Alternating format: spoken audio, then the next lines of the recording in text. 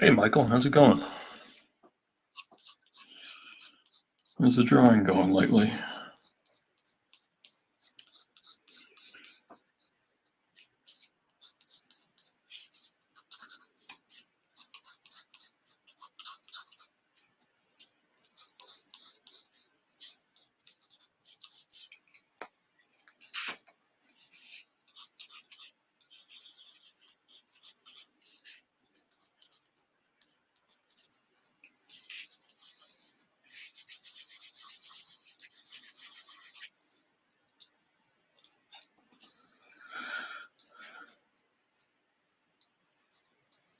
Yeah, tonight I'm working on a sketch cover for my buddy Jeff did a Kickstarter, and one of the things I do to try to support folks' Kickstarters is I offer my artwork as a reward, even if I'm not in the book or whatever. I've done it for Jeff, I've done it for my friend Mike, I've done it for a handful of folks, done it for my pals. We all try to help each other out, and sometimes even if we don't have time to do a story, or if they don't have room for something in a book, a good way to support is just to offer to get the word out and get the sketches going.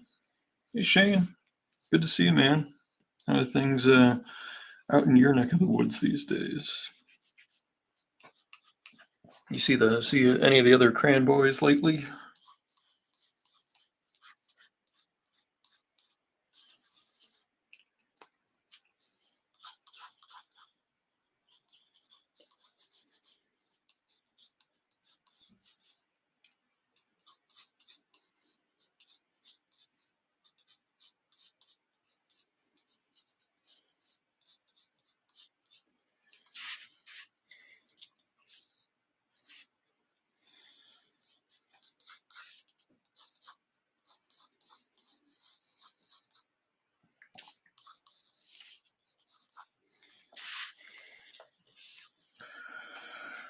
Oh, nice.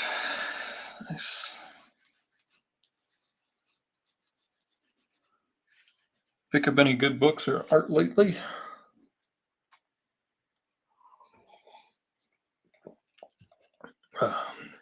Need a little juice.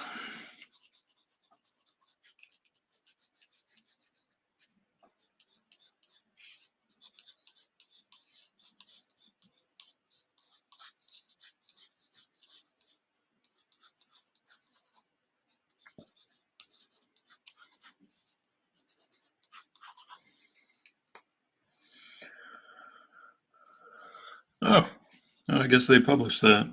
I told Kevin to hold off until I had lodgings and everything squared away, but I guess they just put me on the list. I'll have to send them an email.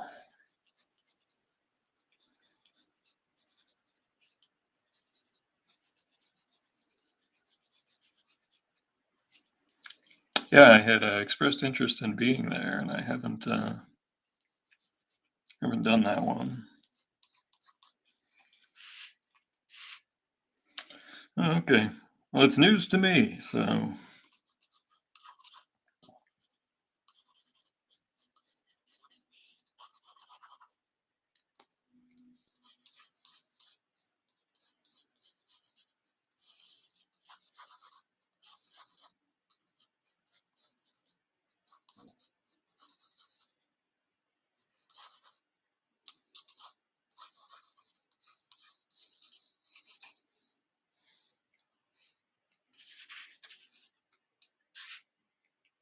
It's in your neck of the woods. You got a couch I could crash on? I'm kidding. If you have any links to a reasonable place to stay, I would appreciate it, like a hotel or something. I got to figure that out, and I got to figure out how I'm getting there. I haven't flown into the Cleveland airport in years, years and years.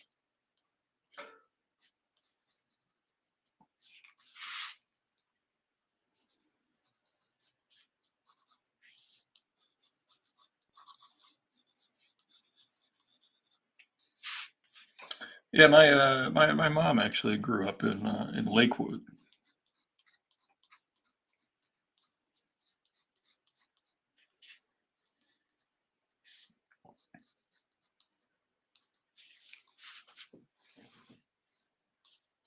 my grandparents lived there. They had a house there for when I was a kid, so we would go hang out up there and spend some holidays there.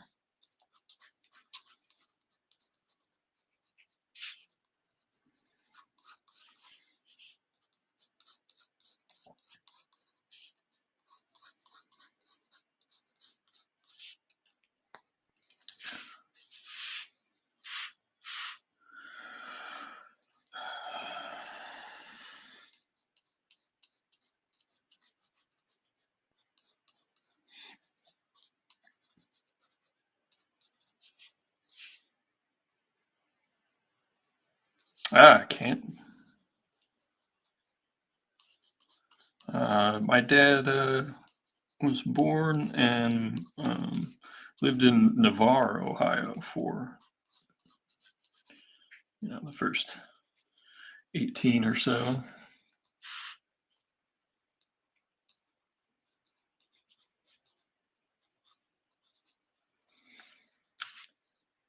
Parma. I think I played a baseball game in Parma at some point, or a hockey game, probably baseball. I mean, some people even that live in Ohio don't know where Navarre is, so it's a tiny little burg.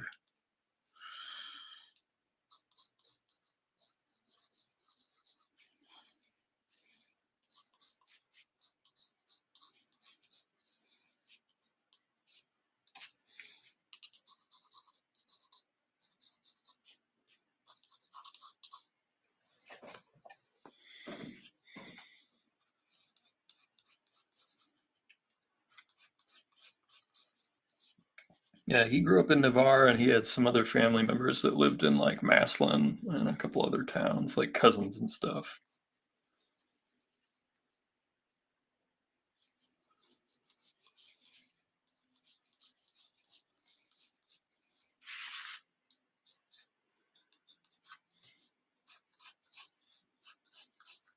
As you can see from my little sketch here, I didn't really figure out, all the visual problems I got to solve, but he's got a basic idea. I want like kind of an angle. She's like turning the handlebars of her little rocket scooter. I don't know. They asked me to do a pinup, and I'm not super great at like the cute pinup artwork.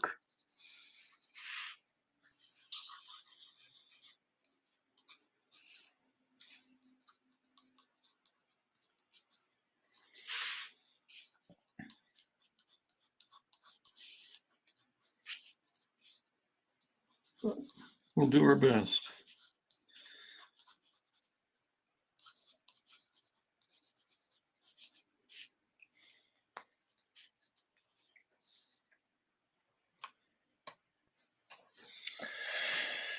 I remember, yeah, I remember going up to Maslin Perry High School and pitching a game there and winning a game there. We were going up there for a scrimmage. Maslin Perry was a much bigger high school than the one that I attended, and we were not. I was not expected to be that good of a pitcher, and I don't think we were expected to show very well at that game. So I think they kind of threw me to the wolves, as they say.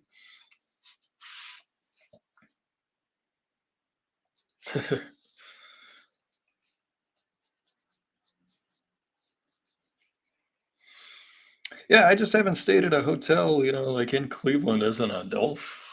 Actually, I've always crashed on like either I had some friends that lived there for a time, or when I was a kid, we were stayed at my grandparents. One of the cool things about where my folks lived in Lakewood is they had like one of those big municipal ice rinks real close by, so we could just walk down and go ice skating.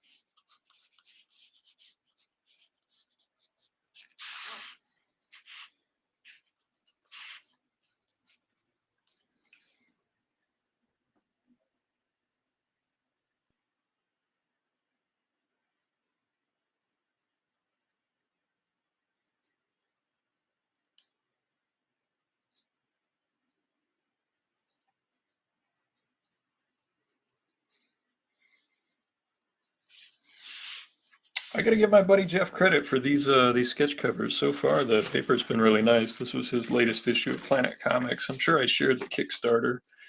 He puts out these sci-fi comics. They're anthologies, and they're always really nice. Oh, a Jeff McClelland story. Very cool. Yeah, this is Andrea. Does great, very good work.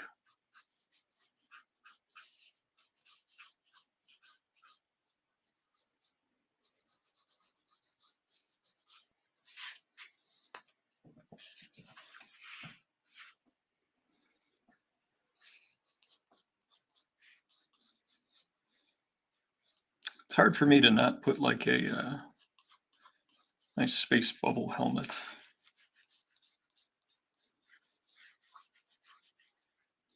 I don't know how her hair is coming out of the helmet, but I think the composition needs it. So we'll just put like a little spot for the hair to come out. But I'm just trying to have fun with this sketch cover.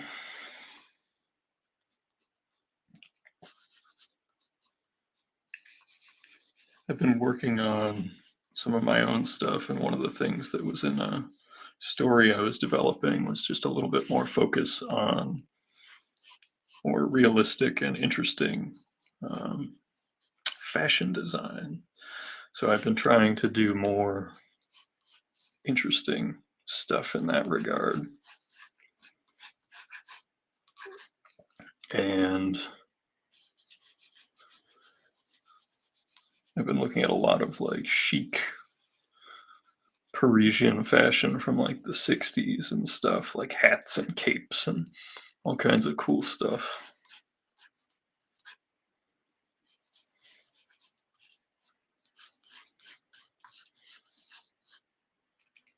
I was thinking about those little circles like from the Jetsons. I thought that would be an interesting challenge to draw those little circles that don't interconnect.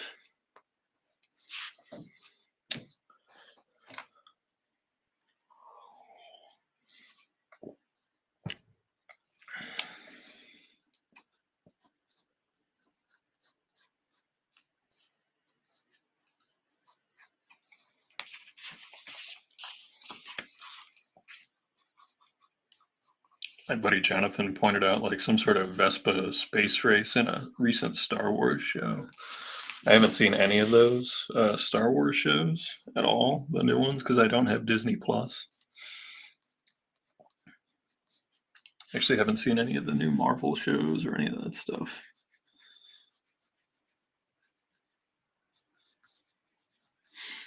Always disappoints people when they try to ask me about the Star Wars or whatever at conventions, and I'm like, I'm sorry, I have not seen any of them. I did eventually see the last new Star Wars movie, but people, I guess, didn't like that. So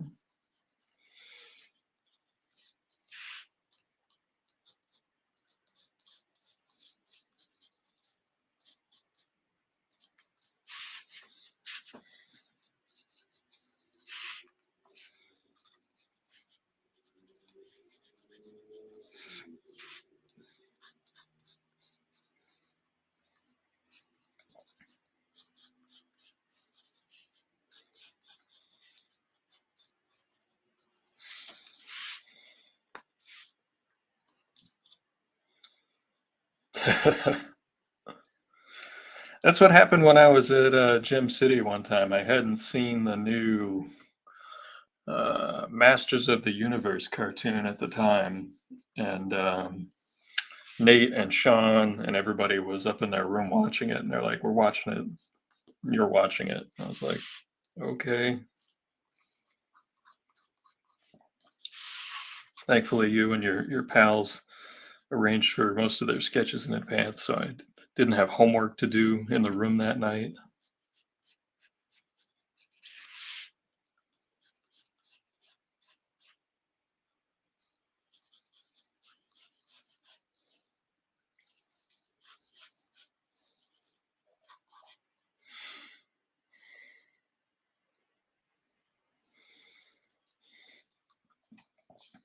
You know, it's probably more pinup-y.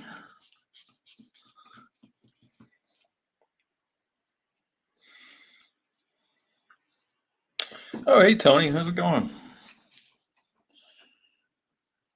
Haven't seen you in ages.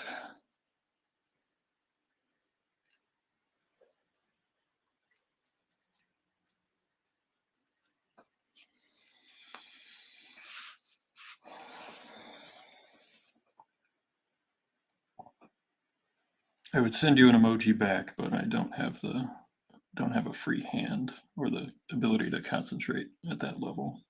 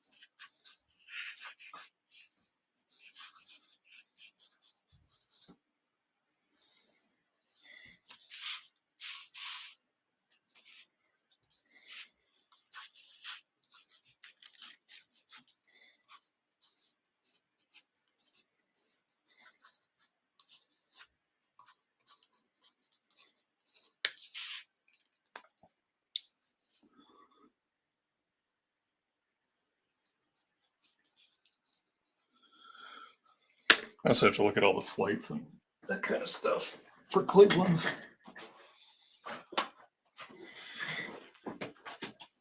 Oh well. I guess I'm not a big enough fish for that kind of stuff. But hey, Kevin's been very nice. I really enjoyed my time in New Orleans.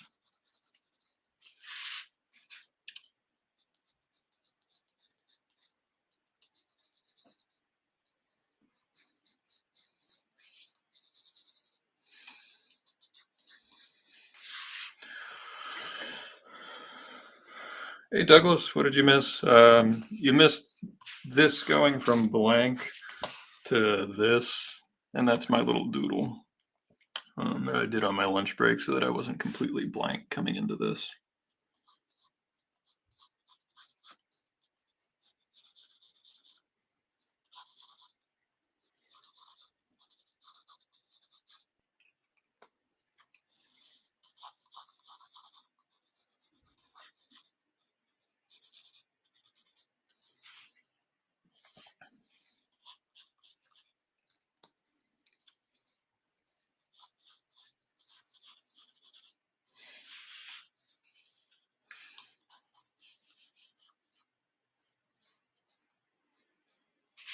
Okay, so we want the handlebars to be going slightly that way so that it's not just like a straight line. So we need to exaggerate a little bit.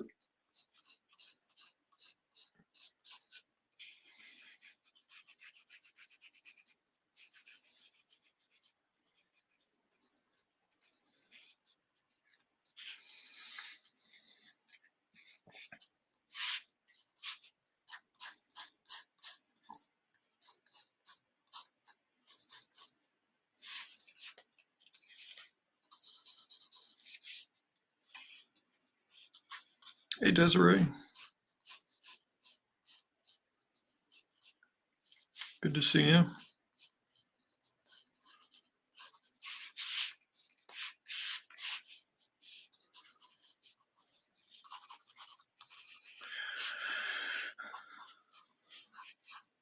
One thing that's going to be a little maddening, Douglas, is going to be like I'm going to try to do where, like in the Jetsons, where like the rocket, instead of having like an explosion, had like little circles that came out the back and dissipated. It's probably going to be hard, but why not, right?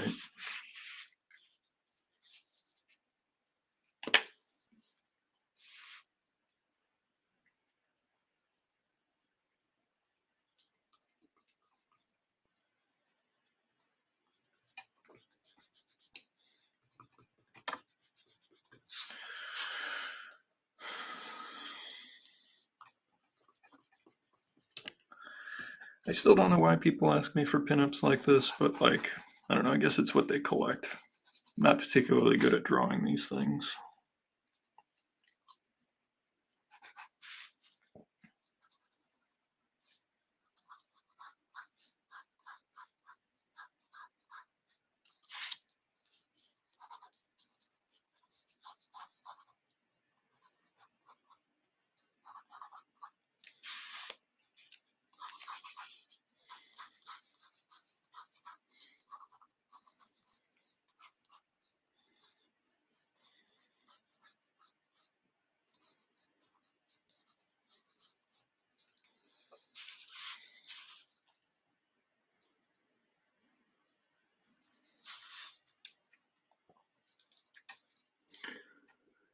We'll see if I can make it not garbage.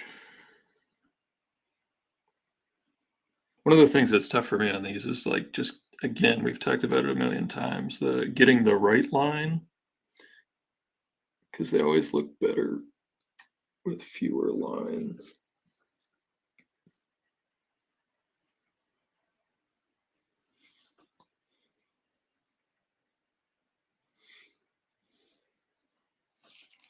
A guy who's really good at these and like he hates drawing them. He draws wonderful pinups of like superheroes, but like the like cheesecakey pinup-y type stuff. And it's just because he's a good artist. Is Craig Russo. I've seen like a handful of like he just posted a wonderful Scarlet Witch pinup that he did, and it's more action based, but it's got so much character and life to it with so few lines. It's maddening.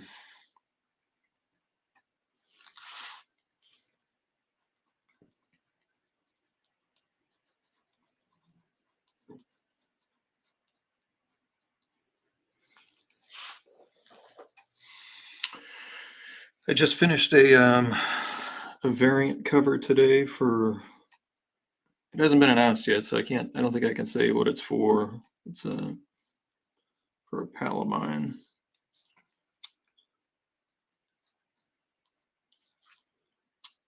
It was good. It was a good working experience because one of the things that I kind of insist on doing. Good evening, Jonathan. These days, when I have to do a cover, if they don't already have like a title treatment designed, I will design one because I design the cover based around the spacing, the motif, the whole thing. Like it's the title treatment is kind of like the Rosetta Stone for the design because like it tells you how much space you have to work with. And it sets the tone for what it has to be. And so I designed the treatment, and they didn't like the lettering because they had already done lettering, but they are going to use the overall like color scheme and the rest of the treatment, which is nice because that means it'll still fit with the coloring of my cover, so it'll pop.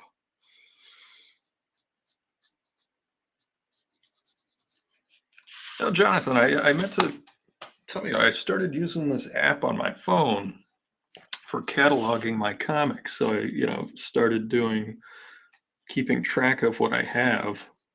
It's like the I Collect Comics app. And at the start, it's free. Once you get to a certain number, they make you pay a one-time fee of $10. But so far, it's worked really nicely. You can like take a picture of the barcode of the comic, and it pops up. They're not paying me for anything. I'm not hawking something, but I'm just using it to keep track of my stuff. And like if I croak, the missus will know what's not to go to Goodwill.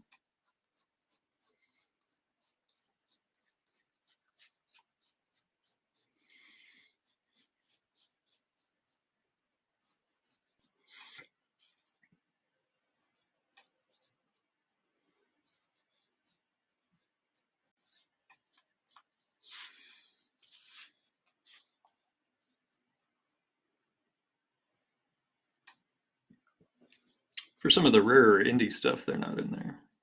But You know, it has a catalog of like basically every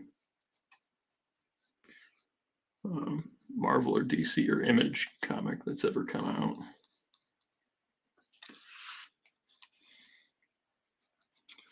And I've just started putting my collection in there so it's more organized.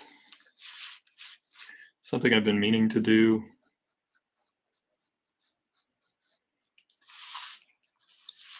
Especially with everything going on these days.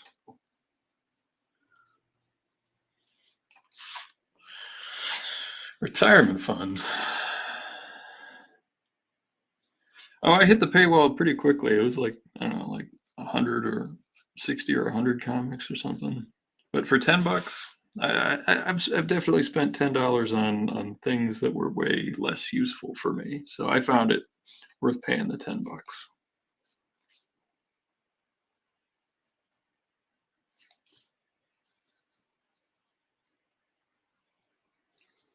Next time we hang out, I'll show it to you. I'll show you the app or whatever. I'm not an app guy, but I've been looking for something for this specifically.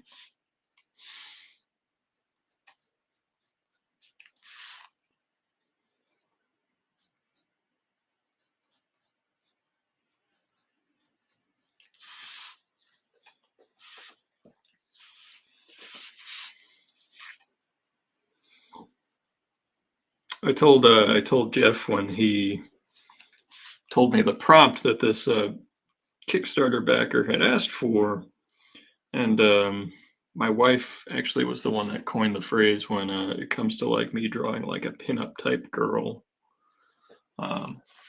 She says that they always look like they're waiting for pizza, which I kind of love, but it kind of haunts me.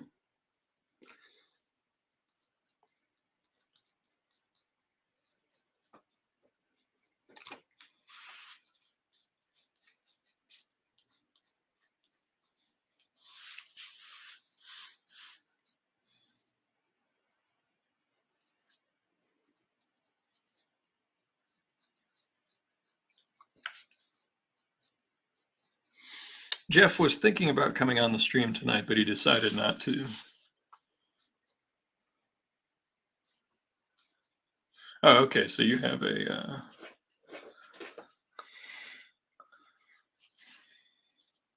You already have a system. You don't need another system.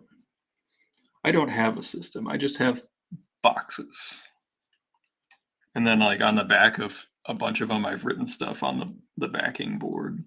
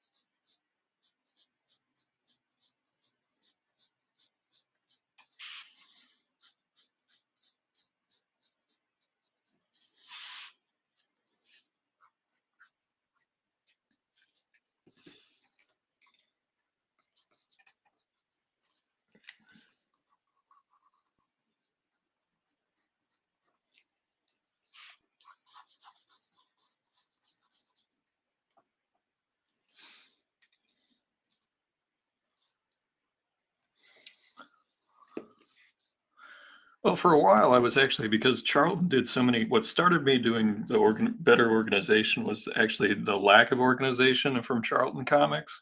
So they did so many anthologies with so many artists that I was tired of cracking them open because I couldn't remember which artist was in each issue. So I would just write the names of the artists on the back of the book.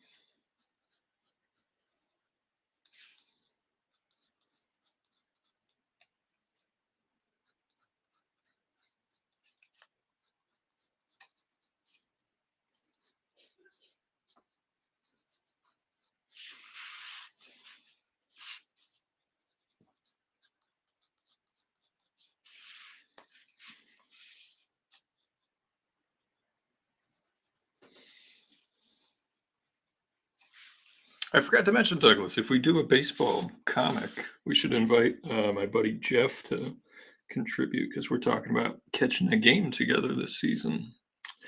He has the unfortunate position of being a lifetime Pirates fan. And, times were good, back in his youth when you had Bonds and Van Slyke and Bonilla and all those guys. But times are tough right now.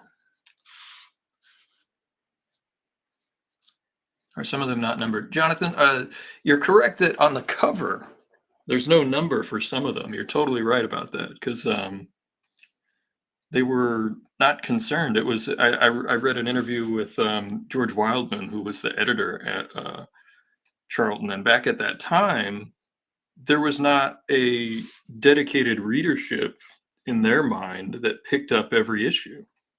It was exclusively the domain of the impulse buy at like the grocery store.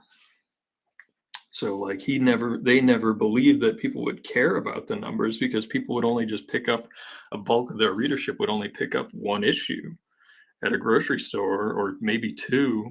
But, based on they even published they had to back in the day publish the sales numbers in the backs of issues. And you could see that their direct subscriptions numbers were abysmal. Like very few people ordered them directly through Charlton and had them mailed to them, even though every issue would say like save big money, by subscribing.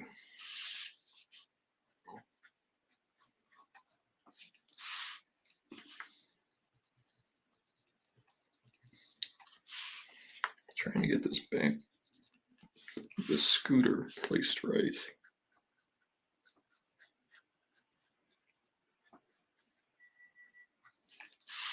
Because part of the composition that works is like all the layers here. There's like a little triangle of light, which is right there, that I want to keep.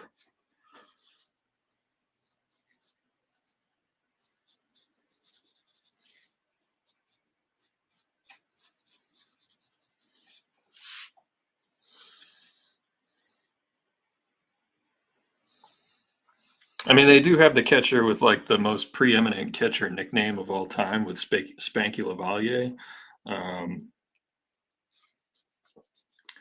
And when I was a kid, I was always a fan of Tony Pena. I always thought he was just one of those cool players. He had the cool catching stance that nobody else did until like 20 years later. People that grew up idolizing that guy.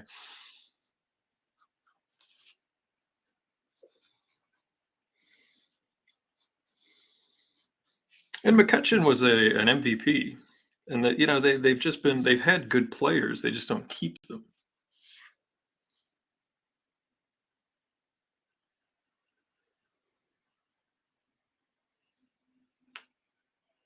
Oh, thanks, man.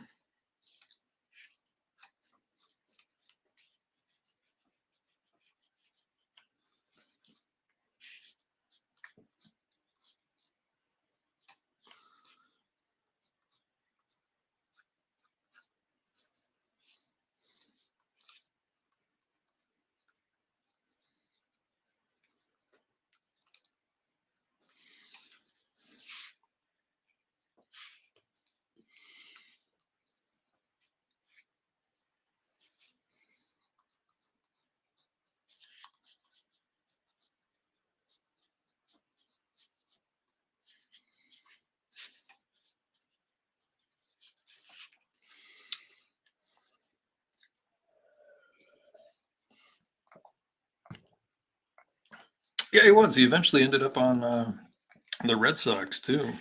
So I got to watch him more often. He was on the Indians. I actually think I saw him catch for the Indians in person back in the 90s. But he started in Pittsburgh. He's another good player that started in Pittsburgh, whether it was like Cole Hamels or,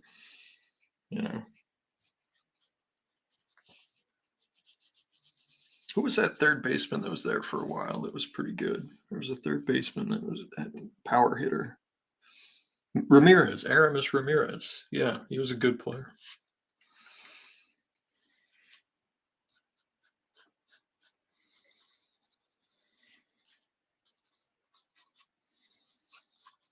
Jeff would know all the players, so if he was here.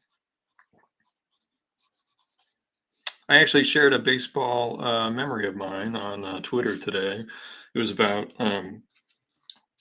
I used to go to tons of baseball camps, and I had different ex pro players because of it as hitting instructors at different times. And one of them was actually a Baltimore Orioles Hall of Famer and a multiple World Series winner um, for the New York Yankees, Gene Woodling. And I actually saw him hit a home run when he was like 75 years old with like a giant mahogany bat.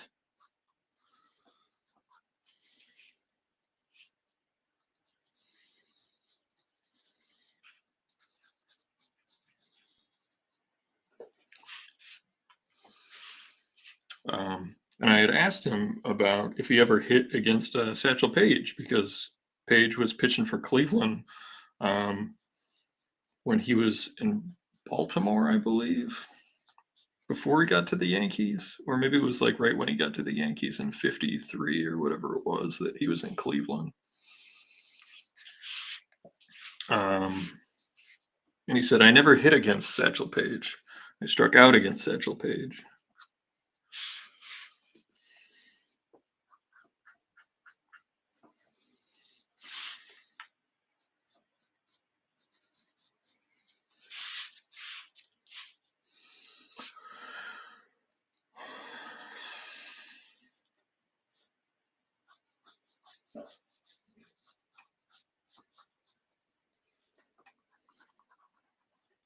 This is that using two different colored leads so that you can screw up a couple times that we talked about last stream.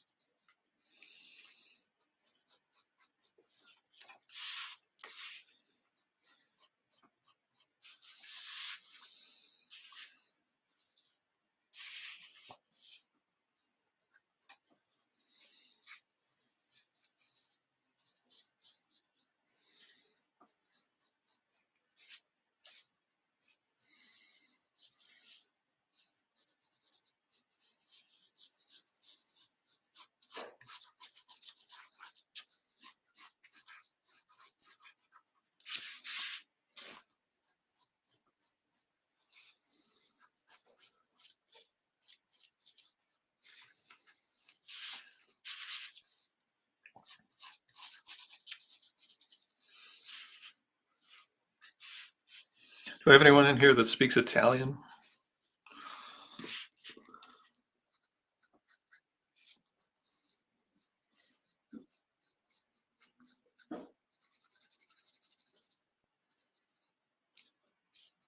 Actually, she probably should be not a brunette based on the fact that the background, just the fact that the background is space, right? That would be bad composition. The foods and the swears, the most important words and useful words for dining out. I have her saying chow, but is it possible to say space chow without just writing space chow? I didn't know if there's a Italian word that I could use instead of space.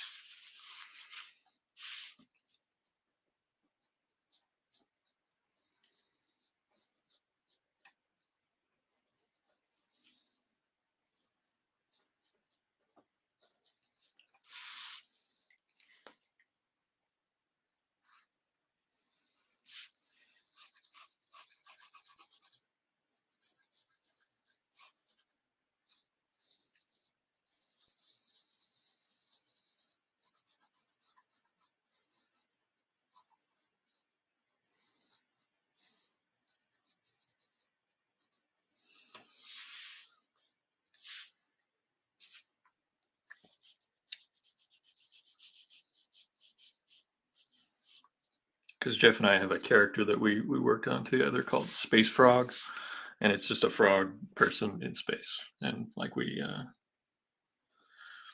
this is Planet Comics. It's a book that my buddy Jeff McClelland publishes. They're on issue 3, and what they do is they create new science fiction stories. And then they will also, in the back, because they're public domain, they'll put a story from the original Planet Comics from the Golden Age in there, which is pretty great.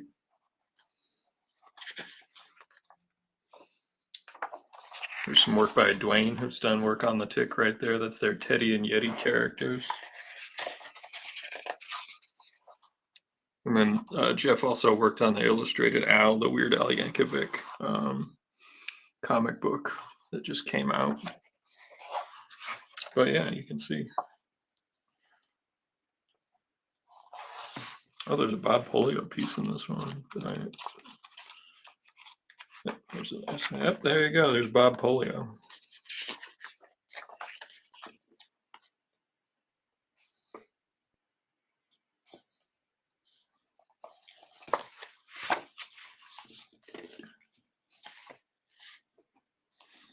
I think that the handlebars need to be turned more.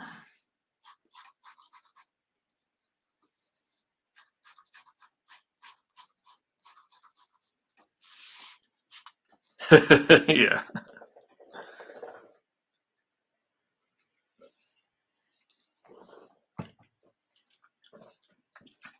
Yeah, it's another project that uses public domain characters and news stories, and they more create their own stories from scratch and just use the title.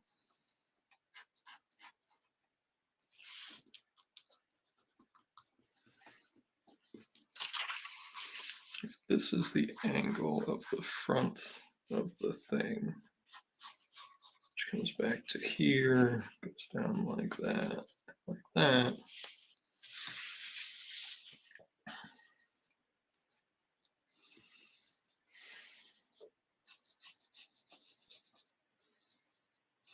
There we go. Turn the handlebar like that so it actually goes a little bit in front of her helmet. Gives it a little even more depth, and I guess it makes it worse of a innuendo, but I don't know what the hell. Put the mirror on it. And then we'll put if the light's facing that way, then it needs to go like that.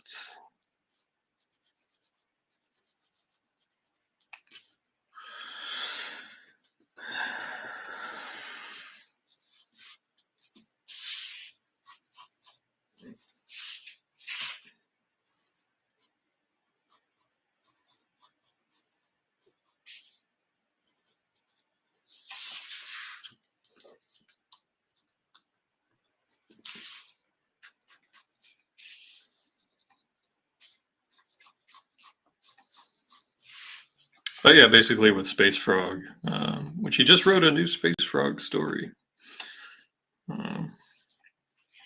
We just put the word space in front of things.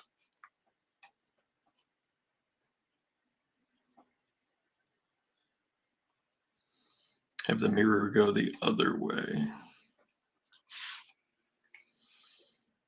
Oh, you mean down? Yeah.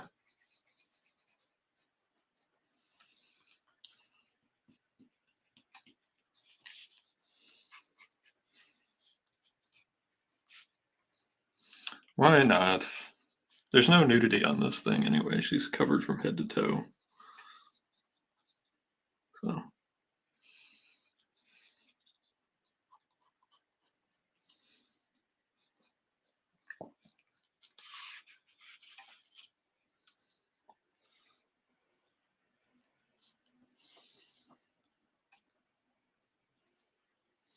I actually just did a cover where I used some old magazine illustration trying to language like the coded nudity with like the she's fully dressed, but she has like the one shoe half off, you know, the one heel half off.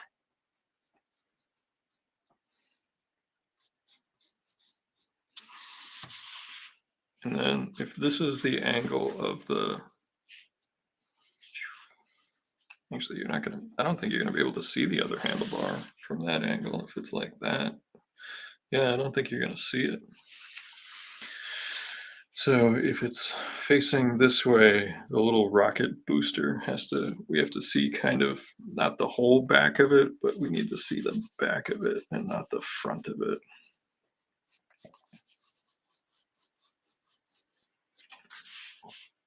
Scandalous, yes. One shoe off. And not all the way off, half off. Like she's holding it like on her toe. The shoe is.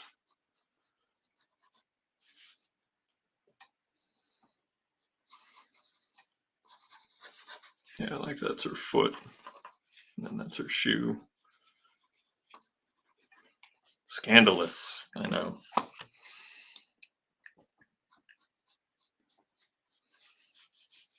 It probably just feeds into, the assessment that they're just waiting for pizza, because I don't actually draw any of that stuff, really. I should just draw the stuff, I guess.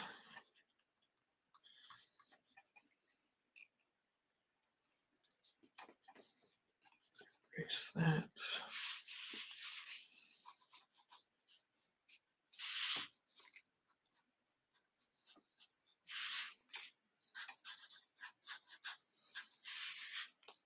No, it's totally true, Douglas. The scene with the gun in the holster, way worse than just like Nick kissing the countess or whatever her name was.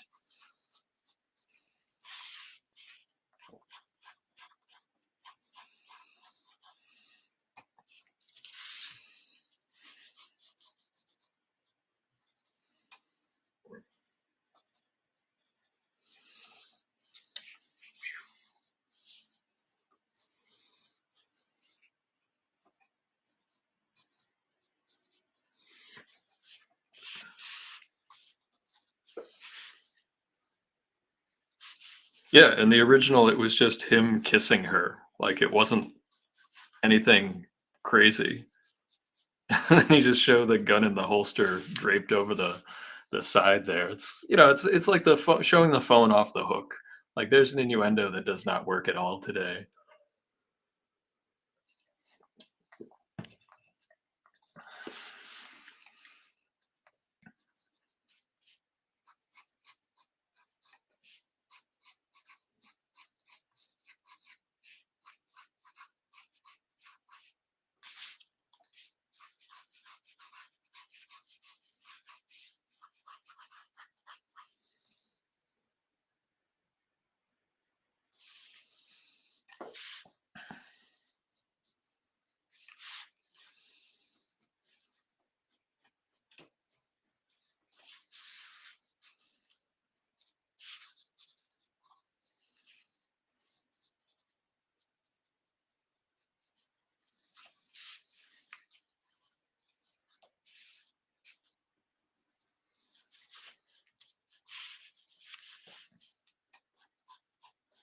I did share that. I'm sure you guys all know my buddy Joe St. Pierre.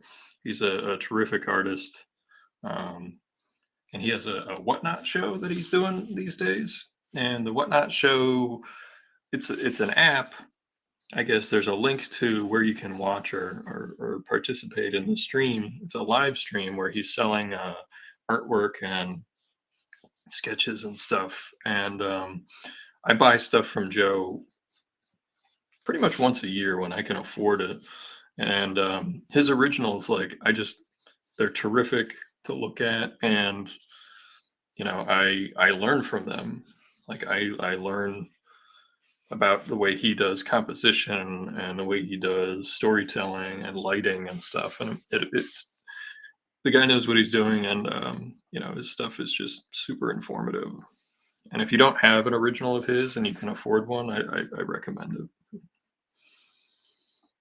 I've shared the link on my Facebook page.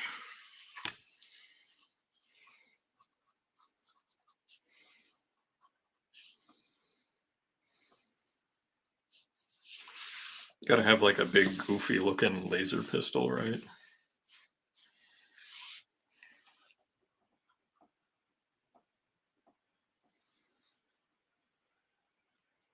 The one character I haven't asked Joe to draw actually, and I should have by now, is the Tick.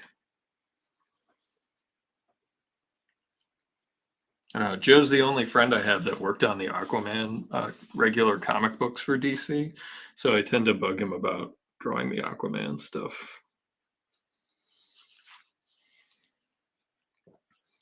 And it always disappoints people when I say like I'm not the biggest Spider-Man guy. I just didn't. My era of Spider-Man, when I was first buying comics, is widely considered by even Spidey nuts as being like not a good jumping on point because it was so steeped in continuity. But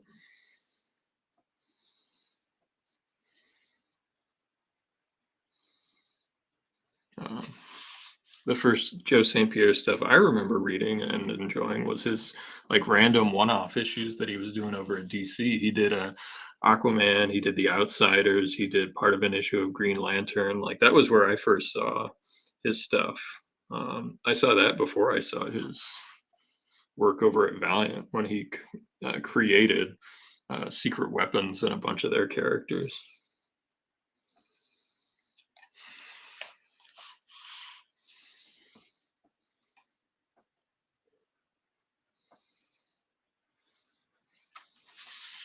I feel like on a pinup, for no good reason, we got 1, 2, 3. There's the fourth finger. Let's drop that.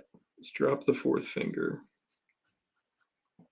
And just because it's a pinup, have her pinky out.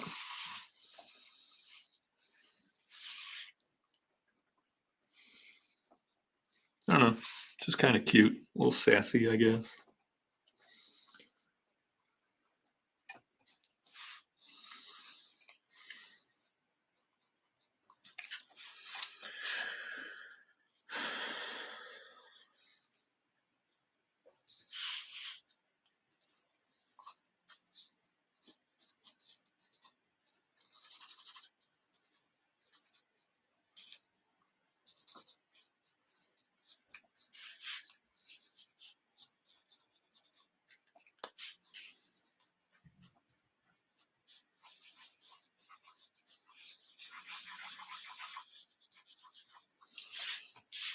Now, the reason you're seeing this like nebula or energy in this part of the background isn't just to frame her character, it's also so that I can have a almost solid black background to do these like negative space circles.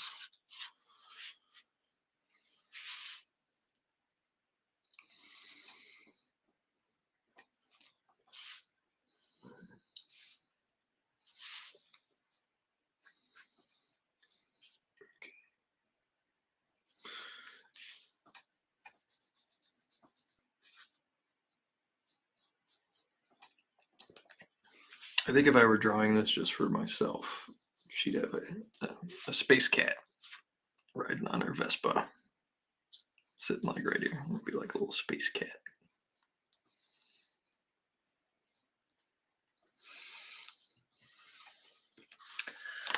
I like the I would put the space cat in, and the person would just hate cats. Like, nice drawing, but I hate cats.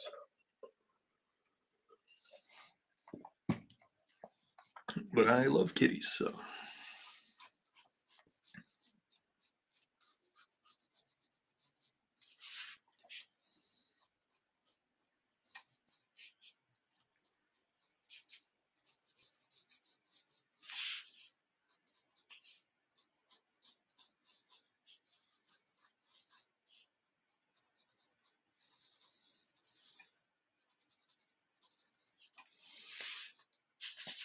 So that means some of our light source is back here.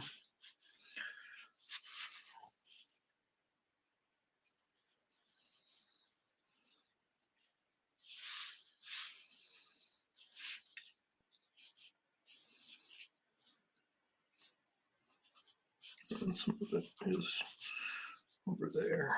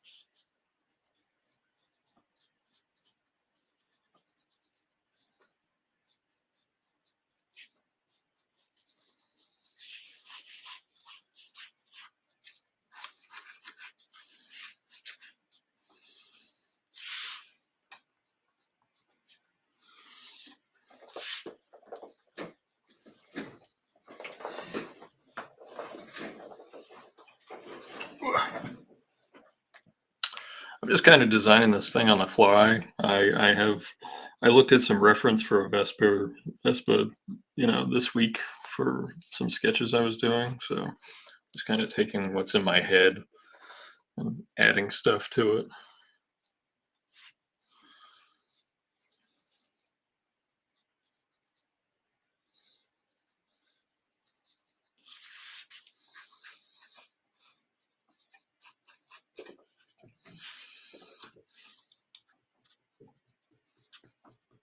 Clear out some of this excess.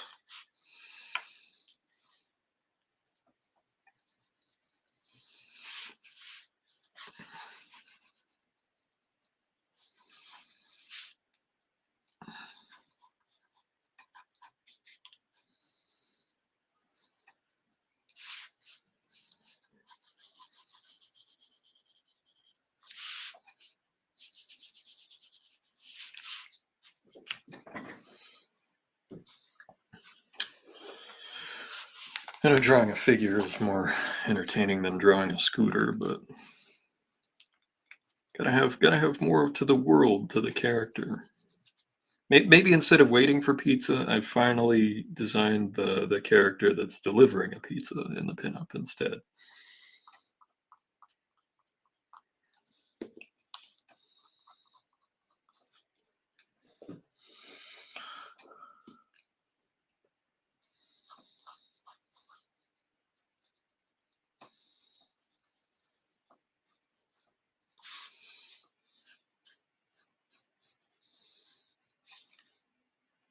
We need some space levers, like a space clutch. There's got to be a clutch for.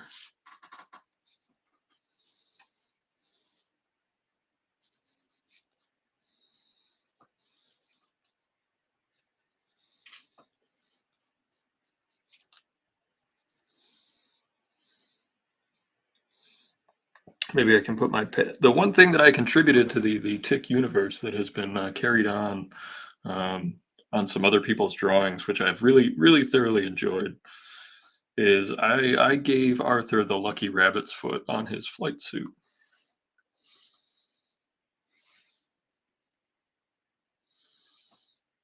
So if we put a little rabbit's foot.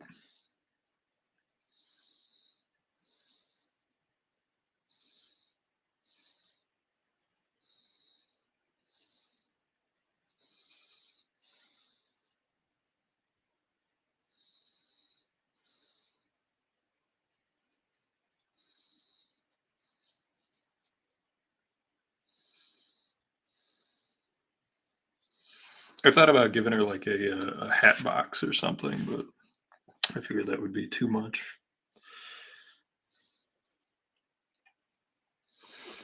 Hey, Allison, trying to make it fun, space lady. I don't know, fun without being, trying to have a little bit of taste. I guess, is that the word? I don't even know if that's the word. I forgot the space breaks. You got to have space breaks in space.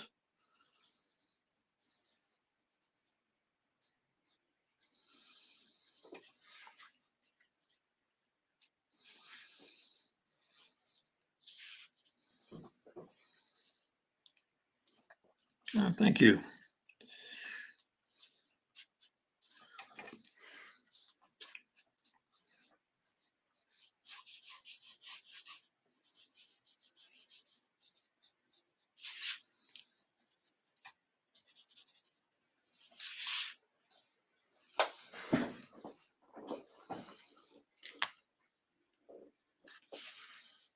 Well, you can see how much it's changed from the initial sketch where she had like her hand open and like more. I had no idea what the hell this thing was going to look like. So that's been kind of the biggest challenge, is figuring out the goddamn scooter. I guess you can't, I shouldn't have said it using those terms, but c'est la vie. I think you got to have brake lights in space too, right? Space brake lights. Do you need a space license plate? Well, I would think that you see how there's the little circles that propel them? I would think that the back ones, when she pulls the space brakes, shoot them forward. Just like uh, on the Apollo ships, they had those little four-directional thrusters, and in order to stop, like if they were going this way, if they had to stop or slow down, they would fire more oxygen out this way. I guess just to keep that consistent, we should open up the front on this instead of having it. Actually, that makes the composition a little better because I can see this corner and it's in perspective if I chop that off. See, Douglas, the suggestion made me think. There you go, maneuver thrusters. I always liked the space program as a kid. They did a series on it's on HBO right now. There you go. There we go. We have a bunch of smarty pants in the audience this evening that work in labs and are scientists and stuff and math tech people. So we can figure out space breaks, I think. I'm relying on you and the massive brains in my audience tonight.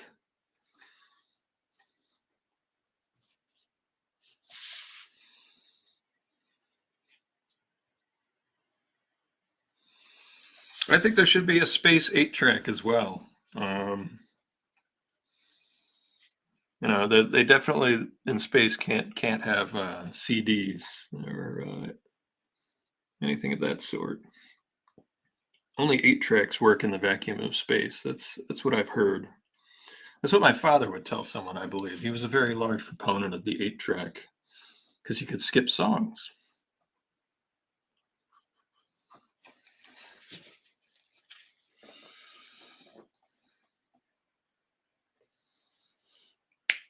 Thank you, Allison.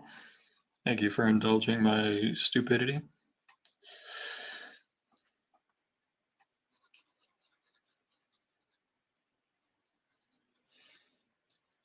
It's like when Lisa would say something smart and Homer would just be like, "Hey, quiet you."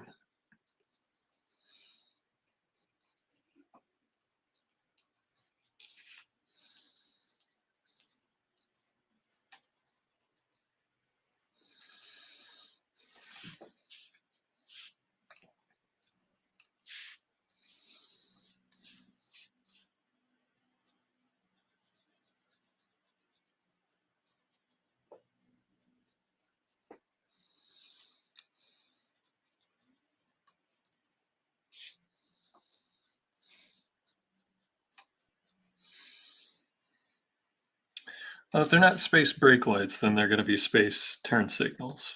I feel like it's just courteous to have turn signals in space.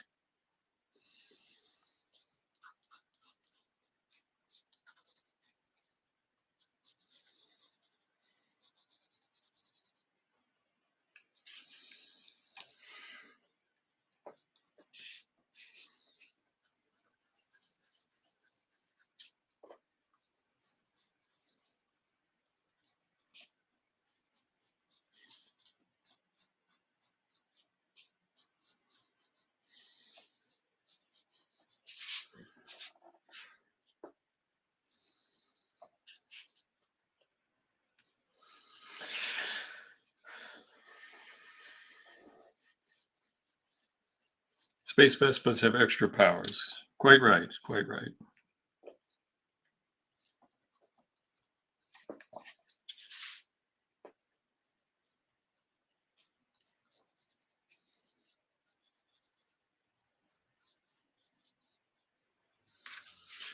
Pat cell phone back. Yeah, yeah.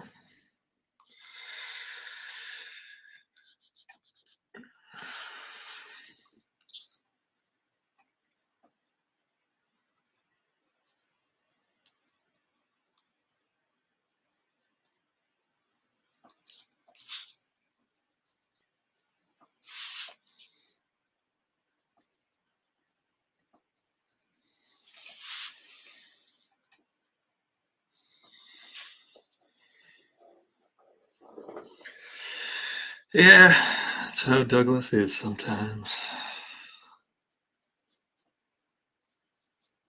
Just leave that one on the tee for somebody else, as we used to say in the baseball locker room. Just leave it on the tee. Somebody else will hit it out of the park.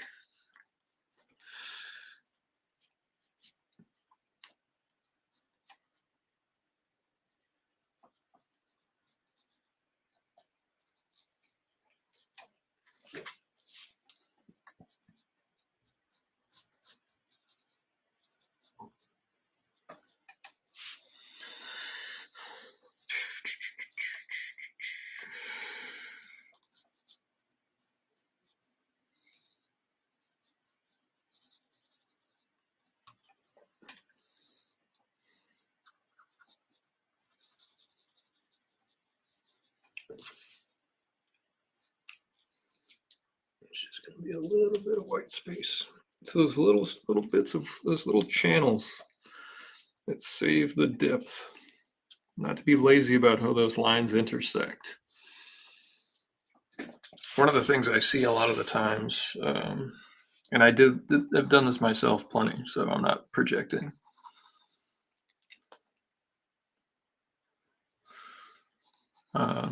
Like, let's say you have a picture of a window and you have someone looking through the window. Now, instead of drawing the whole head and having the, let's say, the chin line intersect with this break properly, let's draw a little smiley face. I would sometimes, here's our face. The pencil is what you're supposed to do, but sometimes I would do this where I'm reacting to this line and I will cut it short or long. It like won't be the right angle going in, or it'll curve a little bit. And if you're drawing something like on the edge of a window and it curves into it, even if your face is drawn correctly, it just looks wrong. It's one of those little things that just, even if you draw it right. Oh yeah, like her hair wouldn't be flowing like that, the little dots from the laser gun wouldn't be going like that. And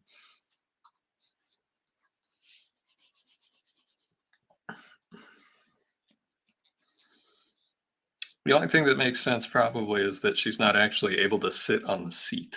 Like, she's actually kind of being dragged behind. I'm assuming that, all right, well, if we're gonna go this route, that like on the, let's call it the floor of the Vesper, there's like some kind of magnet or Velcro, like how NASA had to have Velcro for people to stand on it. And like her shoes have something on them that attaches to what's on the Vesper, like the floor here, like where if she were sitting normally, her feet would be like up in here. So maybe there's like a little place for her to put.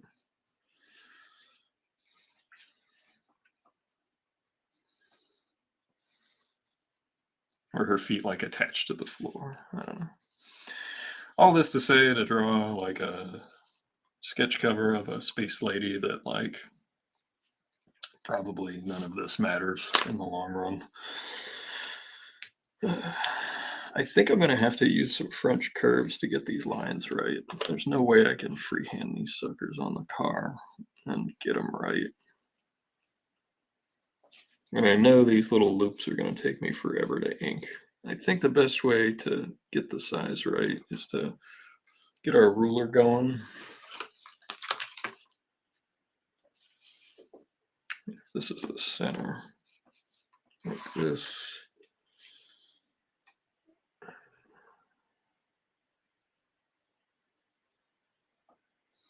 And let's say they're emanating from here, like this far into the canister.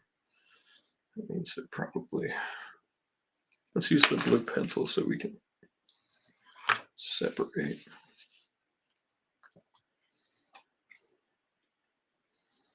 Okay, there's that.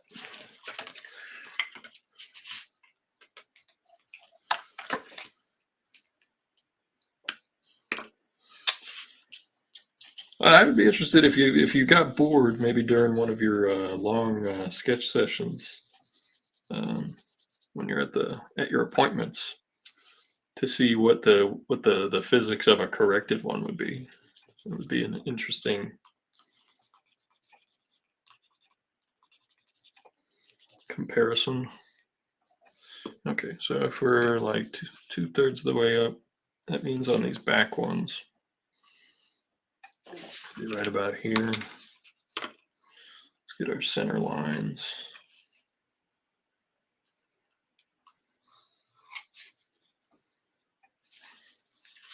It's too far forward.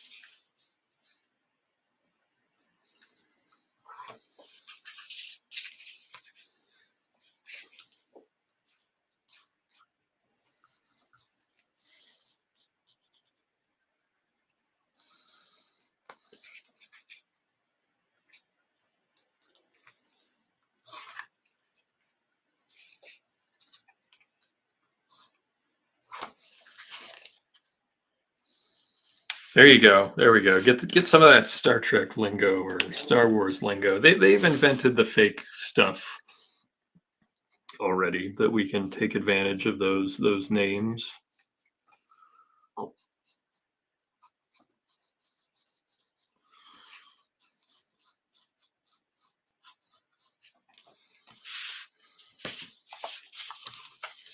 And you can see how much effort is going into these stupid loops.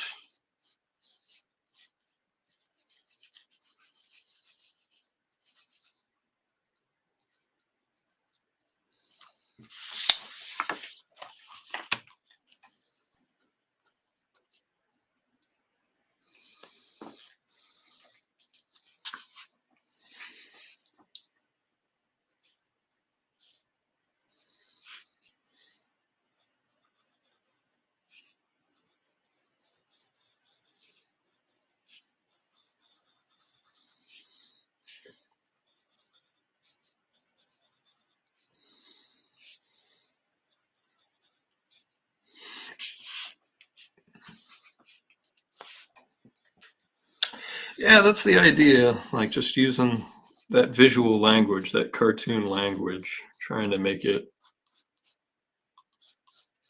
work.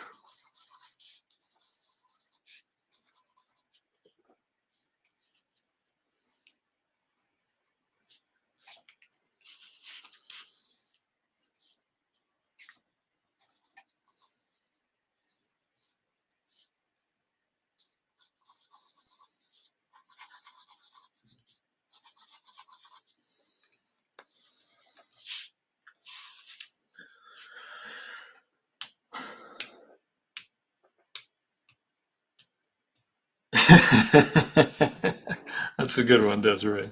See if they had. We're gonna. It's too long for me to read back, so we'll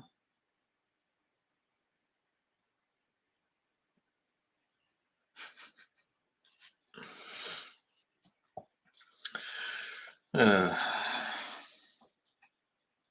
they made a bunch of movies about saving people from Mars and going to Mars. Even like Brian De Palma did one of those Mars movies. I don't remember which one it was, but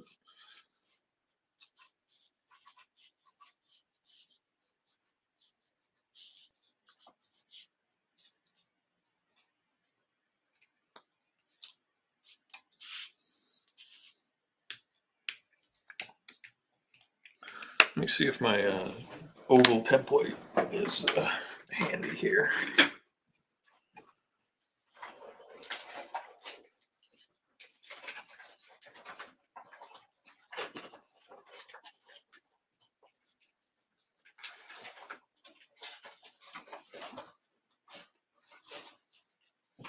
There we go. may not be perfect as far as the sizing goes, but we're definitely going to use the oval template for these suckers.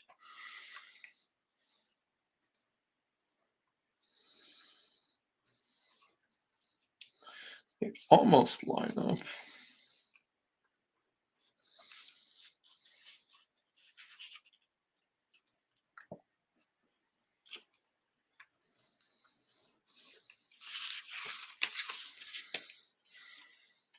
So it looks like we're going to be able to pull that one.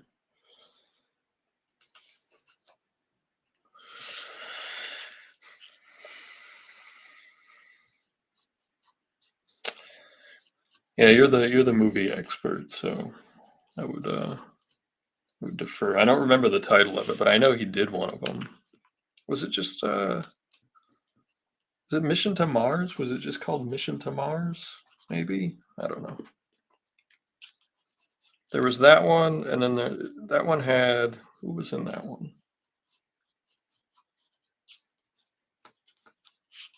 One of them had Val Kilmer, the other one did not.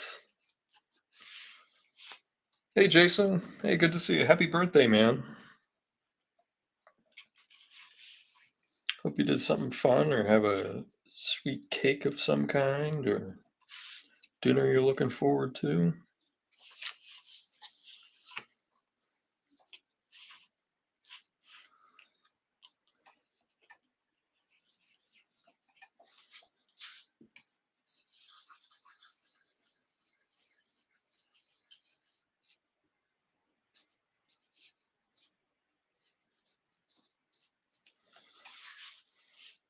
Mission to Mars. There you go. Brewery beer and ice cream cake. That sounds like a wonderful school night birthday right there.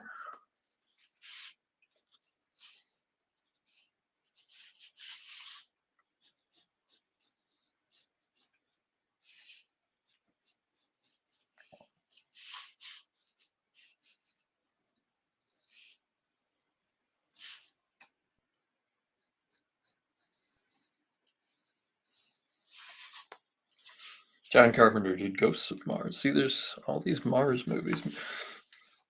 Were any of them like super successful, or were they all like, no, Mars? You'll see. It'll be great.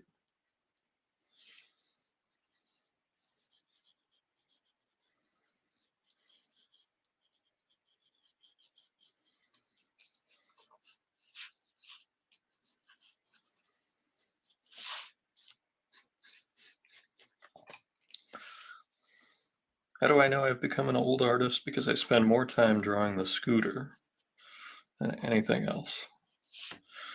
You gotta get the geometrics right. It's about the shapes in space, defining 3 dimensions. Sound like that guy from the Beavis and Butthead. Oh!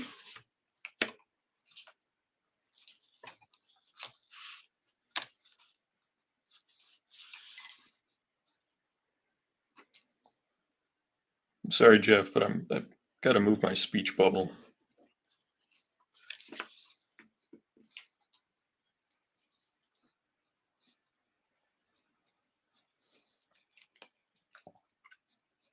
I started doing a sci-fi short story as I've been piling up these short stories to have for just self-produced anthologies throughout the year. And it actually is all in Italian. It's not even in English. I'm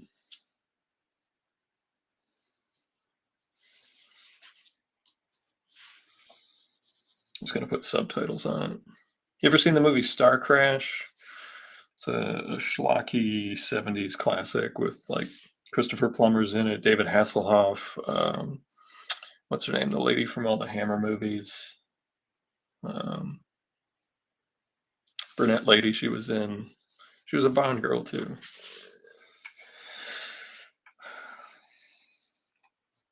Monroe, Caroline Monroe. She's in it.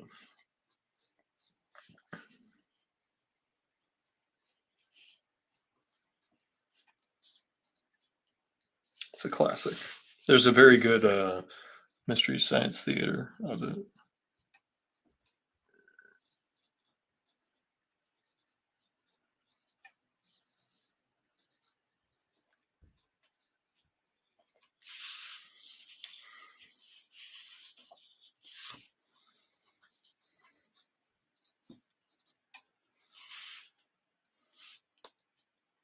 Ingrid Pitt. No, it's a good guess, though. It's a good guess.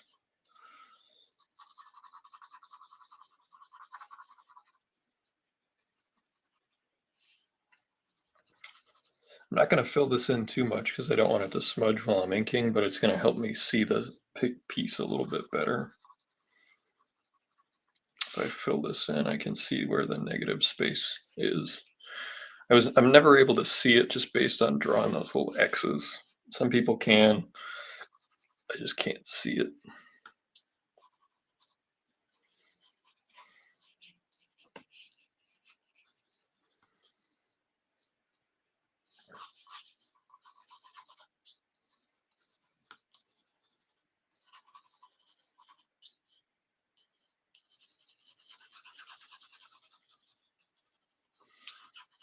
You know, for once, there's a lot of room for me to write my stupid name down here. I can't tell you how many pieces I've done lately where I haven't left room to sign the thing.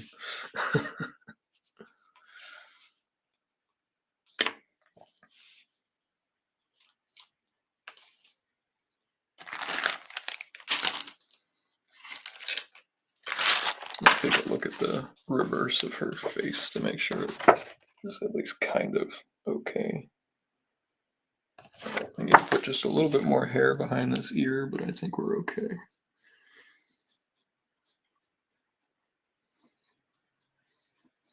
There we go.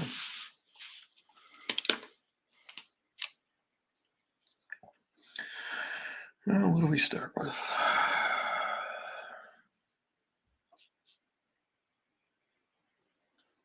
See, you're thinking. You're thinking.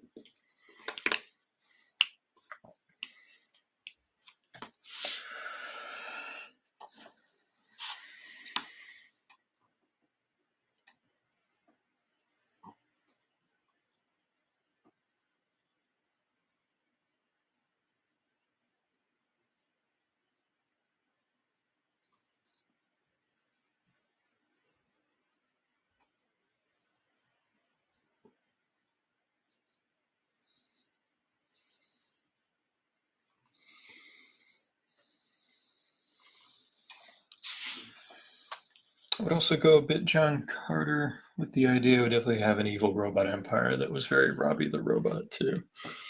Yeah, I mean that would be a lot of fun. Definitely something I would read.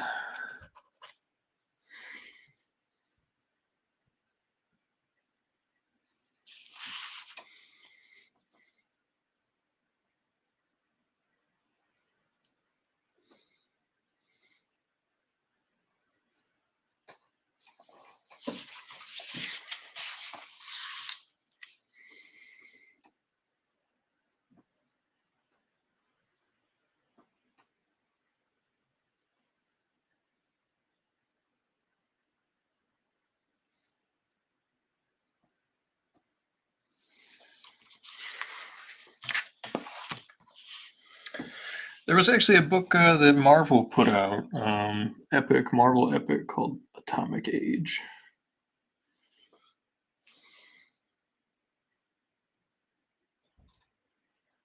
Because the Atomic Age is more like the 1950s, like the 50s monsters I tend to think of.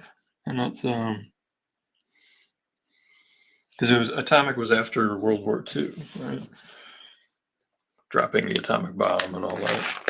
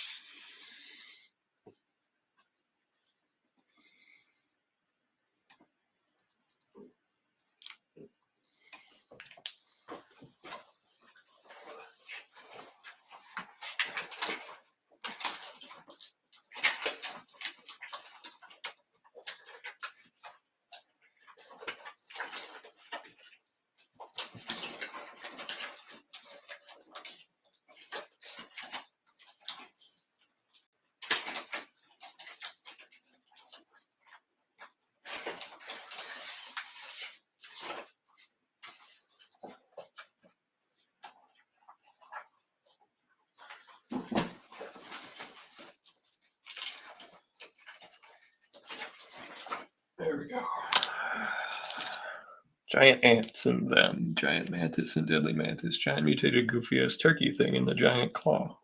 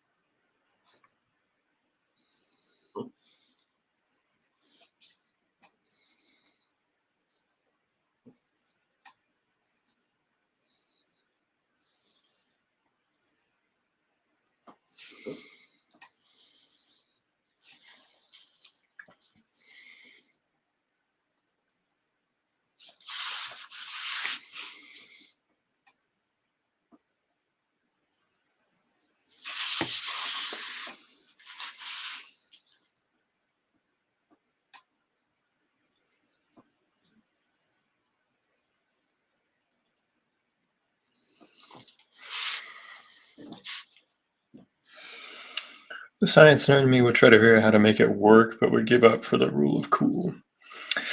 Yeah, that's typically how I approach the scientific stuff. Is I'll take an idea that comes from science, like I have a story that is very rooted in some of the marine biology stuff that I know, that I turn into a horror story. It's one of those anthology pieces.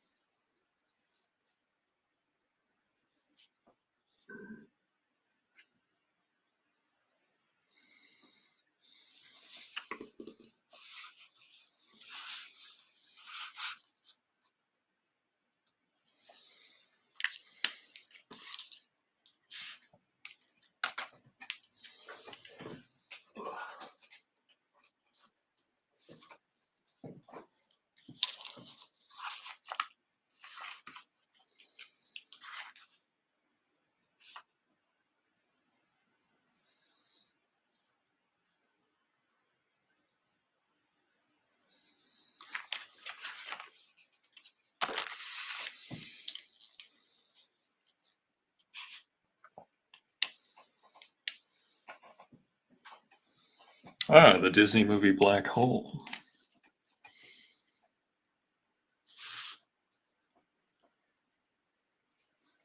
I haven't seen that movie probably since I was a kid.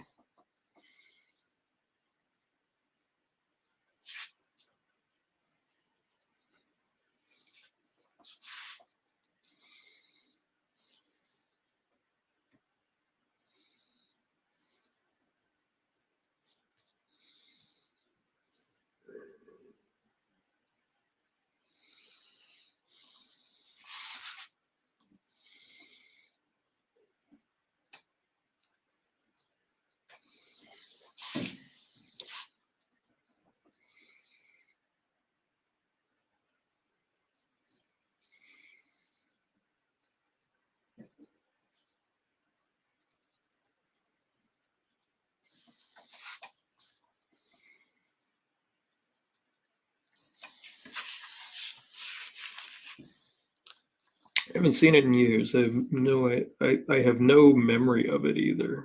No offense. I just like yeah, it's a deep cut, as I would say.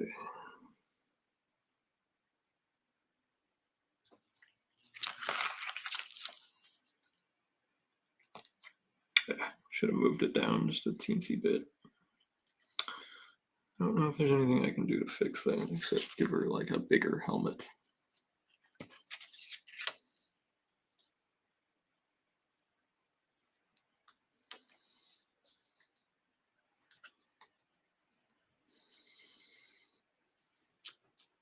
Which I think we will do.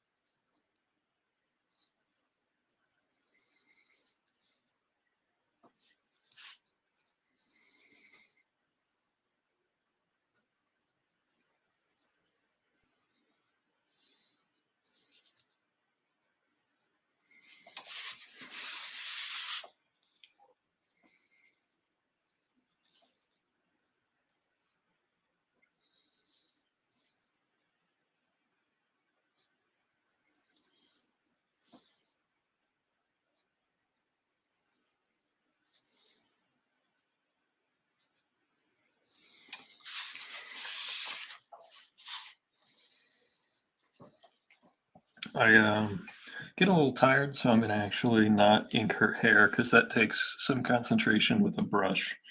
I'm going to keep doing some pen work. As I've said many times, I have pretty shaky hands.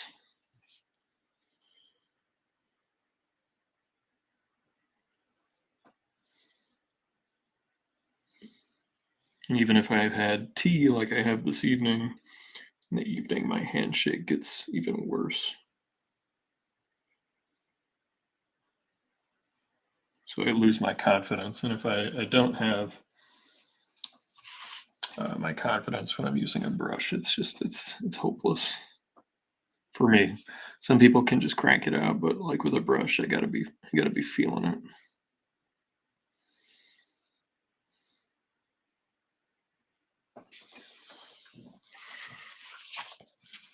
So you can watch me ink things like handlebars and use my varietal shape tools, which they all come in handy, let me tell you.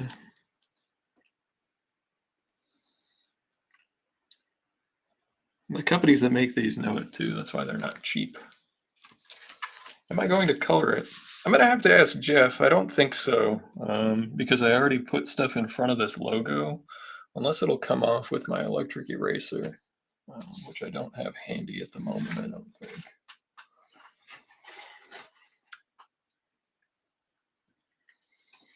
Maybe I'll color it digitally after the fact. If you guys want to see that, I could do that.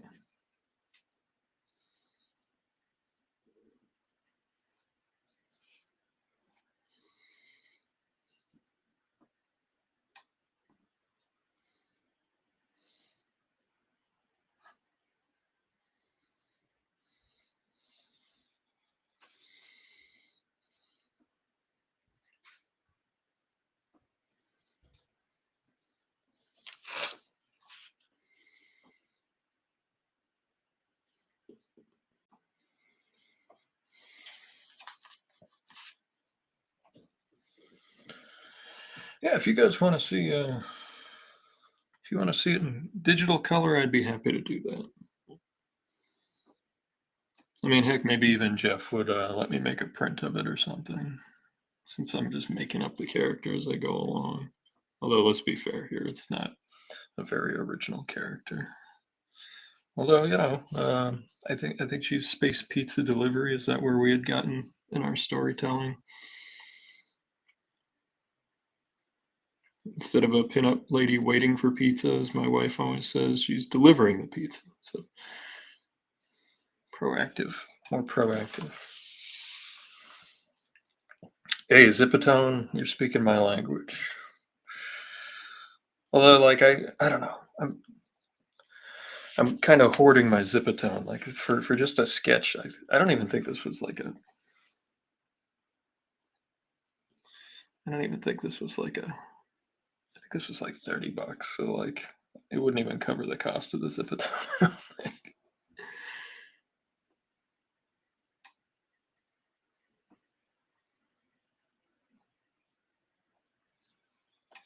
We'll save Zipatone for our own pieces. I will absolutely. I definitely owe you a piece with Zipatone on it, Desiree. People have started tagging me in posts about Zipatone, even though I've only done like 2 pieces with Zipatone so far.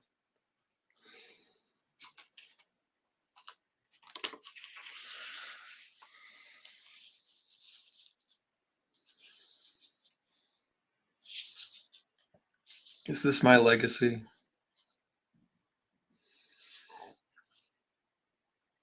Is becoming known for Zipatone like being known for Sanskrit? Is it like this dead language that no one really? I don't know.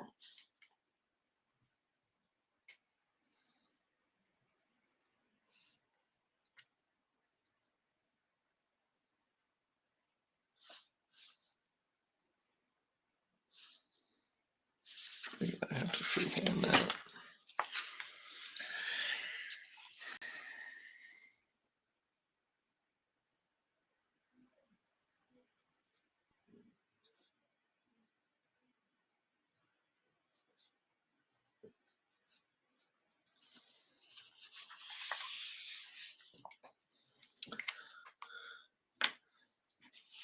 I've seen a few pieces where he uses it. See, I'm pretty sure at this point, like, there's one of the big differences between he and I is he probably gets paid enough for the cost of his Zipatone.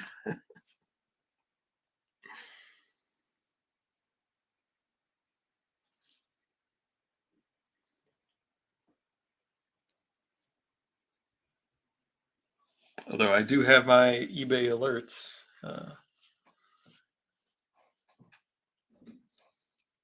Yeah, that's my buddy Jay and the fellows over at Rubber Chicken. They are very kind and generous folks.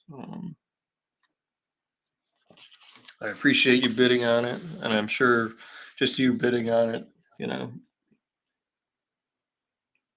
people were like, "Now I got to bid on it," because I think you bid first, or either you or Ruben bid first. And yeah, I'm thrilled that it went for $100. And Rubber Chicken doesn't just they don't just sell comics. They publish comics. They hire local artists. They support Kickstarters. They're one of the good ones. The exception, not the rule. And look, I know it's not within the means of some comic stores to publish a book, because it, 25 copies costs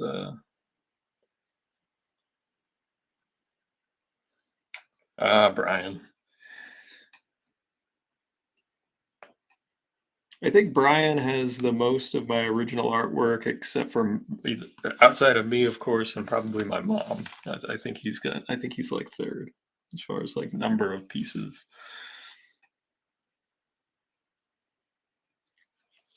Although you're catching up to us, Ray. You've got a stack here. I got to get in the mail for you.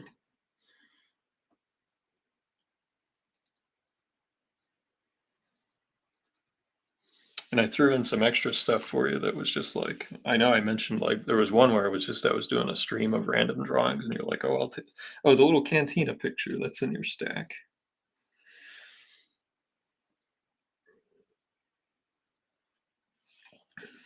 I tell you what, I'll throw some Zipatone on your Crackus picture.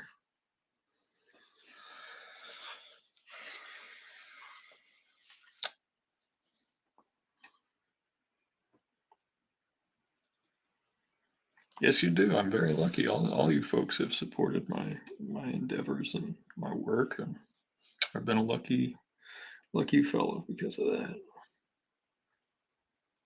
And I do not take any of it for granted.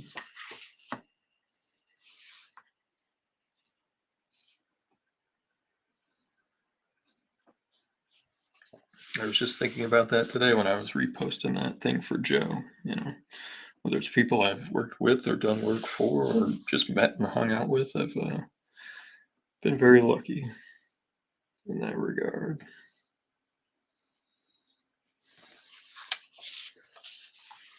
Only the occasional jerk shows up. I got been mostly nice folk.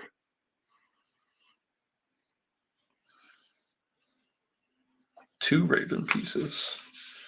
I've drawn two ravens in my life.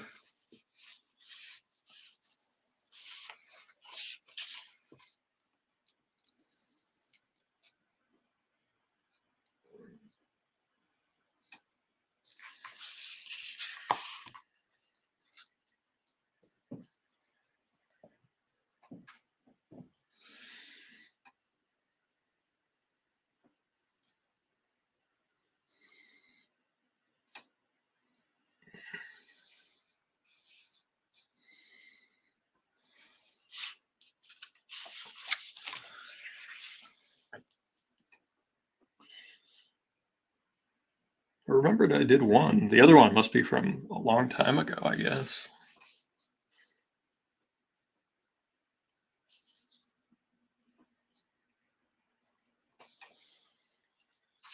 Maybe back in the old days.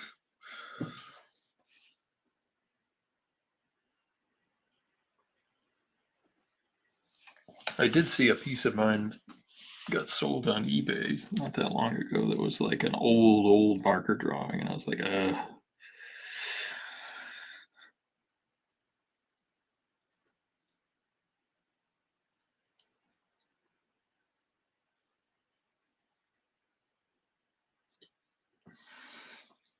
only shrugged, like, gasped because the drawing was not good.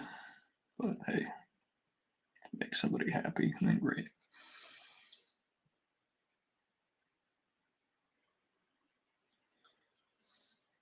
Oh, thanks, Desiree.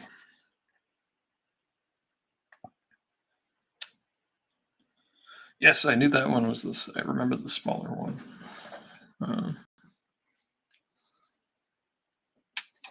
I just think it's important to welcome the new fans, welcome the new future readers, creators. It's really important. I think I was trying to explain this to a friend of mine that used to run a show, and like, conventions have become the entry point for so many people to read their first comics. Because I think it's fair to say that there are more comic conventions than comic book stores. I don't know how I feel about that, but I think that's very, very likely.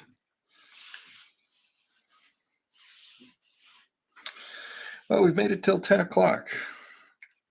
And I think it would be best for the piece itself if I waited till tomorrow to finish it. Just want to thank everybody for coming out tonight. And yeah, I'll get this drawn up. It'll might not be done tomorrow, but it'll definitely be done by the weekend. And then I'll throw some color on it, some digital color on it. And I was thank you for all the ideas and all the suggestions. And I hope to see you all next Wednesday. And yeah, have a terrific week. Good night, everybody.